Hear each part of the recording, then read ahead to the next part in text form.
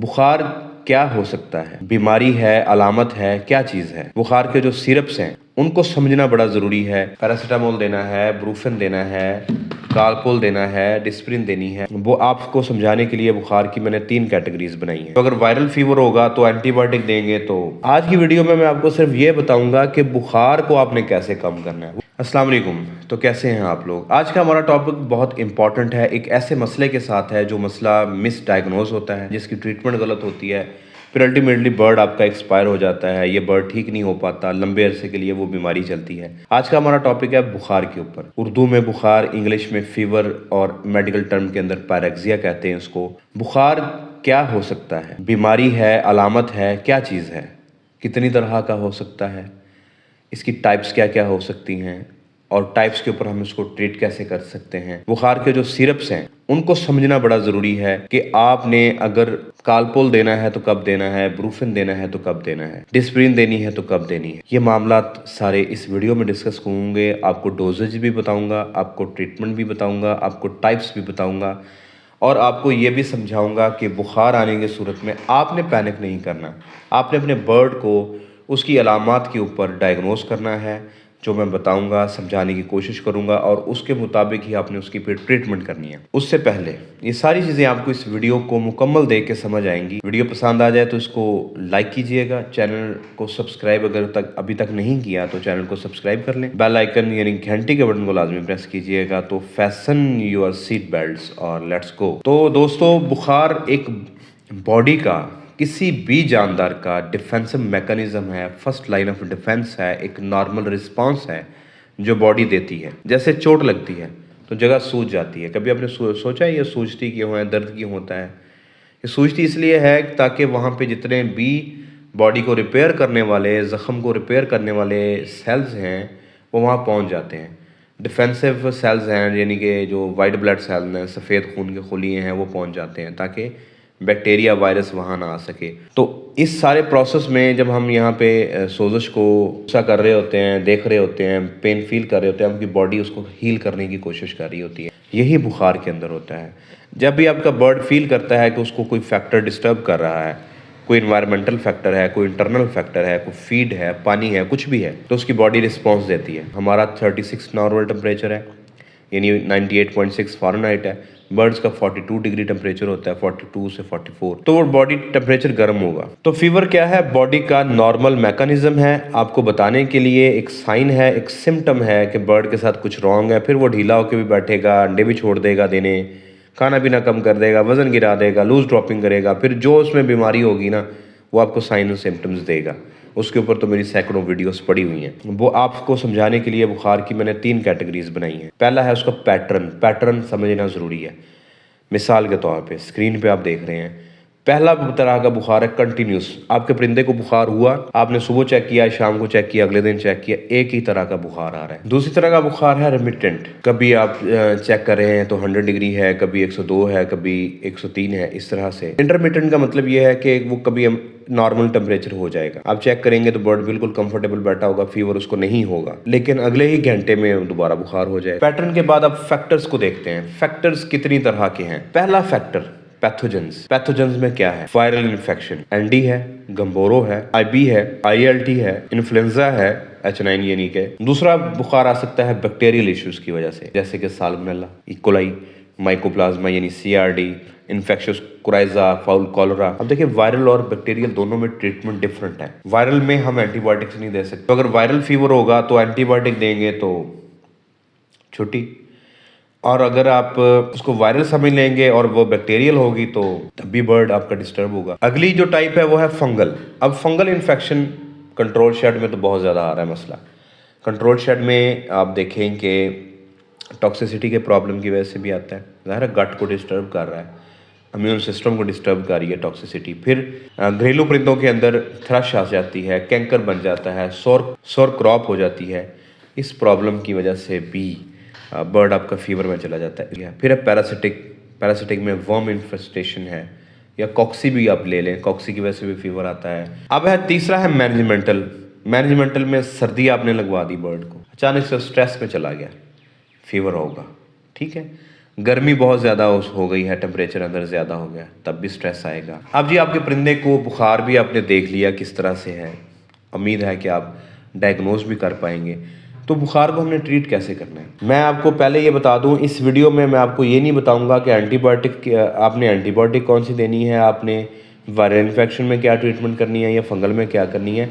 वो ट्रीटमेंट्स हम कर रहे हैं, उसके ऊपर वीडियोस पड़ी हुई हैं। तो आज की वीडियो में आपको ये बताऊंगा कि बुखार को आपने कैसे कम करना, किसी भी बीमारी की केस में, वायरल हो, बैक्टीरियल हो, फंगल हो, पैरासिटिक हो, हम जो सेफ ड्रग्स देते हैं उन्हें हम कहते हैं NSAIDs, non steroidal anti inflammatory drugs. ठीक हो गया, जैसे कि कालपोल यानी कि पैरासीटामोल। ठीक हो गया, कालपोल के अंदर भी पैरासीटामोल है, ये यहाँ पे मैं वैसे तस्वीर लगा देता हूँ, पैरासीटामोल है। पैनाडोल के अंदर भी पैरासीटामोल है। उसके बाद आप ब्रूफन भी इस्तेमाल करते हैं, डिस्प्रिन अभी मेरे पास है नहीं, डिस्प्रिन भी आप इस्तेमाल करते हैं। तो सो कन्फ्यूजिंग ना कि हमने क्या देना है, पैरासीटामोल देना है, ब्रूफन देना है, कालपोल देना है, डिस्प्रिन देनी है, बुखार को हमने कैसे कम करना है। तो इसको समझने की कोशिश करते हैं। अगर आप स्क्रीन के ऊपर देखें, मेरी नहीं अपनी स्क्रीन के ऊपर देखें, मैंने 3 तरह के एनसेड्स लगाए हैं, पैरासीटामोल, आइबोप्रूफिन, इब्रूफिन के अंदर आइबोप्रूफिन होता है, और डिस्प्रिन, इसके अंदर होती है एस्प्रिन। तो इसकी आगे से मैंने रखी हैं 5 कैटेगरीज, यानी 5 मसले। फीवर यानी बुखार को, पेन यानी दर्द को, इन्फ्लेमेशन सोजश को, साइनोसाइटिस सर जो सूज जाता है उसको, एक्शन, ये बड़ा ज़रूरी है, कौन सी चीज़ तेज़ी से काम कर रही है। ठीक है जी, तो अगर हम इसकी अगली स्लाइड पे जाएं। अच्छा, इस चार्ट को देखने से पहले आपको एक चीज़ मैं बता दूं, एक ड्रग होती है जिसे कहते हैं एनाल्जेसिक, उसका मतलब होता है पेन किलर, दर्द को कम करने वाली। एंटीपायरेटिक का मतलब होता है पायरेक्सिया, बुखार को कहते हैं। एंटीपायरेटिक का मतलब होता है बुखार को कम करने वाली। एंटी इन्फ्लेमेटरी का मतलब होता है सोजश को कम करने वाली। ठीक है, ये 3 चीज़ों का आपने ध्यान करना है।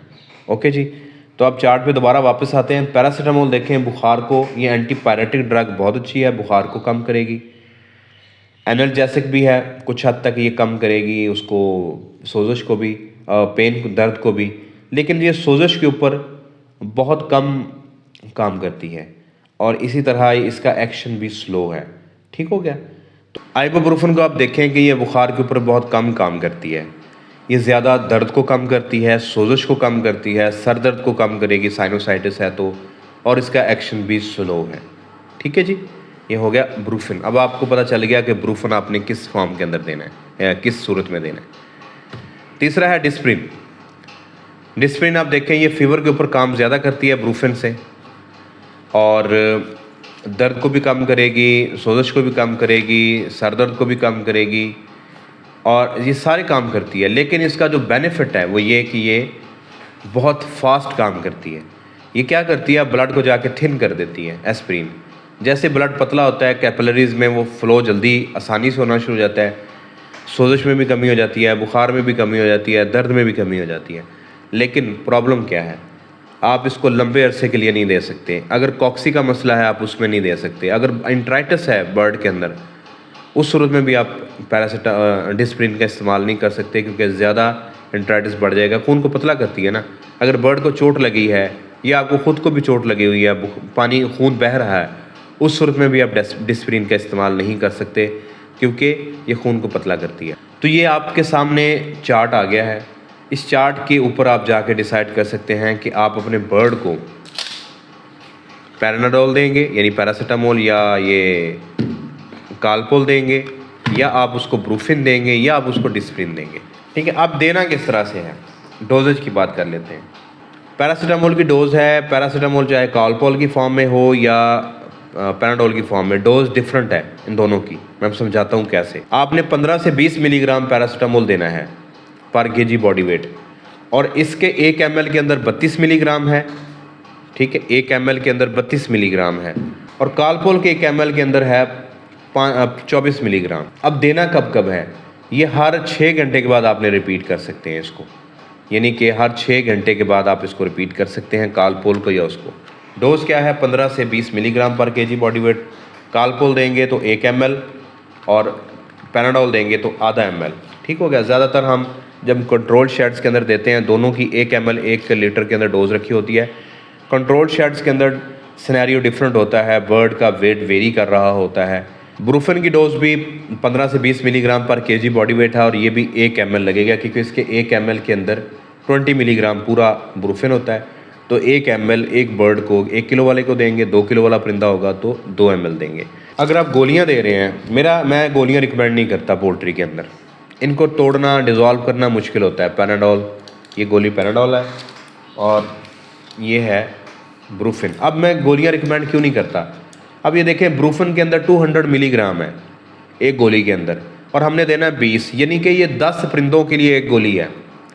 अब या तो आप 1 लीटर पानी ले लें, 1 लीटर पानी के अंदर आप एक गोली को हल करके, अगर आपका परिंदे 10 हैं और वो भी 1-1 किलो के हैं तो फिर एक गोली डलेगी। अगर 2-2 किलो के 10 परिंदे हैं तो 2 गोलियां डलेंगी। इसी तरह अगर पैरासीटामोल की बात करें तो पैरासीटामोल आप देखें इसके अंदर है 500 मिलीग्राम। तो 500 मिलीग्राम हमने 20 मिलीग्राम देना है, तो ये कितने बनेंगे? 500 मिलीग्राम डिवाइड बाई 20, ये 25 परिंदों के लिए पैनाडोल की एक गोली है। मैं टैबलेट्स को रिकमेंड नहीं करता, लेकिन अगर आपके पास गोलियां अवेलेबल हों तो मैंने आपको बताया है कि 500 मिलीग्राम वाली पैनाडोल एक गोली को 25 परिंदों में देंगे आप, और ब्रूफिन एक गोली को 10 परिंदों में देंगे। एस्प्रिन की जो एक गोली है 300 मिलीग्राम्स वाली, जो आप स्क्रीन के ऊपर देख रहे हैं, ये आप 20 kg के लिए देंगे।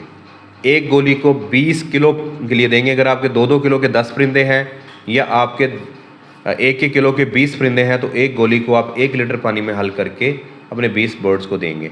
डेक्सामेथासोन इंजेक्शन, इसकी डोज मैंने आपको बताई है 2 मिलीग्राम पर केजी है। ये 4 मिलीग्राम का इंजेक्शन है, यानी कि ये इंजेक्शन 2 बर्ड्स को लग सकता है। आधा ml एक परिंदे को लगेगा, आधा ml एक परिंदे को लगेगा। अब आपने बर्ड को मैनेज कैसे करना है जिसको फीवर है? सबसे पहले तो आप उसको ICU में शिफ्ट करेंगे, जहाँ पे पानी, फीड और मुनासिब टेम्परेचर हो। दूसरा, आपने उसको हाइड्रेट रखना है। बुखार के अंदर डिहाइड्रेशन बहुत ज़्यादा होती है, लूज ड्रॉपिंग भी होगी तो डिहाइड्रेशन होगी, तो फ्रेश पानी देना है, क्लीन वाटर देना है, और दवाइयाँ तो ज़ाहिर आप उसके अंदर डाल रहे होंगे। तीसरा, उसको सॉफ्ट फीड देनी है। ग़िज़ा अगर आप पोल्ट्री वाली दे रहे हैं तो उसको दूध डाल के, पानी डाल के नरम कर लें, या अगर आप रोटी खुश्क भिगो के दे दें, ब्रेड को भिगो के दे दें। ग़िज़ा को साफ़ सुथरी देना है, साफ़ बर्तन के अंदर देना है, और आप उसको घर की जो देसी चीज़ें हैं वो दें, जो उसके बुखार को भी ठीक करेंगी और उसकी गट के अंदर, उसकी बॉडी के अंदर हीलिंग को भी ठीक करेंगी, तेज़ करेंगी। जैसे कि आप एप्पल साइडर विनेगर दे सकते हैं, ठीक हो गया, 1 ml 1 लीटर के अंदर। ज़्यादा डोज करेंगे तो 2 ml 1 लीटर के अंदर देंगे। आप ऑलिव ऑयल दे सकते हैं डायरेक्ट उसके गले के अंदर, एक परिंदे के अंदर 3 से 4 कतरे आप दे सकते हैं ऑलिव ऑयल के, जैतून का तेल। आप गार्लिक दे सकते हैं 5 ग्राम से लेके 10 ग्राम पर केजी फीड के अंदर, और यही डोज़ है 5 से 10 ग्राम लेके अदरक लहसुन को, उसको आप पानी निकाल के बर्ड को पिला दें, उसके पानी में शामिल कर दें। इम्यून बूस्टर है, एंटी पायरेटिक है, एंटी इन्फ्लेमेटरी है, एंटी वायरल है, एंटी फंगल है, बेतहाशा प्रॉपर्टीज़ हैं गार्लिक की। लहसुन को अगर आप देखना चाहते हैं, यहाँ वीडियो का लिंक दे रहा हूँ, आप जाके देख सकते हैं। दही दे सकते हैं, प्रोबायोटिक्स हैं, जल्दी बर्ड ठीक होगा। आधा चम्मच दही आपने पर बर्ड को आपने देना है। तो दोस्तों, ये बुखार के ऊपर वीडियो थी, कैसे ठीक करना है, दवाइयाँ बता दी, बुखार की टाइप भी बता दी, उसके बाद बर्ड को आपने कंफर्टेबल कैसे करना है वो भी बता दिया। वीडियो अगर आपको पसंद आई हो तो इसको लाइक करते जाएं। अगर आपने चैनल को सब्सक्राइब नहीं किया तो सब्सक्राइब करें, जो लाल कलर का बटन है उसको प्रेस करते जाएं, घंटे के बटन को लाजमी प्रेस करें। अगर आप मुझसे रब्ता करना चाहते हैं, मेरा व्हाट्सएप का नंबर नीचे दिया जा रहा है, मुझे आप इस पर रब्ता कर सकते हैं। अगर आप मुझसे कंसल्टेशन लेना चाह रहे हैं तो मेरा पेड व्हाट्सएप ग्रुप ज्वाइन कर सकते हैं। लाइव डिस्कशन के लिए इसी चैनल के ऊपर हर इतवार को दोपहर 2 बजे मैं लाइव आता हूँ, मैं से आप लाइव डिस्कशन कर सकते हैं। आप मुझे मेरे फेसबुक पेज के ऊपर भी फॉलो करें, poultry with doctor Kamran. Facebook के ऊपर भी ये वीडियोस अपलोड होती हैं। इंस्टाग्राम के ऊपर भी आप मुझे फॉलो कर सकते हैं डॉक्टर कामरान हैदर के नाम। अगर आप मुल्क से बाहर हैं और आप मेरे चैनल को सपोर्ट करना चाहते हैं, आप मुझसे कोई कंसल्टेशन लेना चाह रहे हैं, तो नीचे लिंक डिस्क्रिप्शन में मैं डाल रहा हूँ। patreon.com के ऊपर जाके जो स्क्रीन के ऊपर आप देख रहे हैं, इनमें से कोई सब ये एक पैकेज सब्सक्राइब कर सकते हैं पर मंथ के हिसाब से। अपनी दुआ में याद रखिएगा। अगली वीडियो तक के लिए अल्लाह हाफिज़।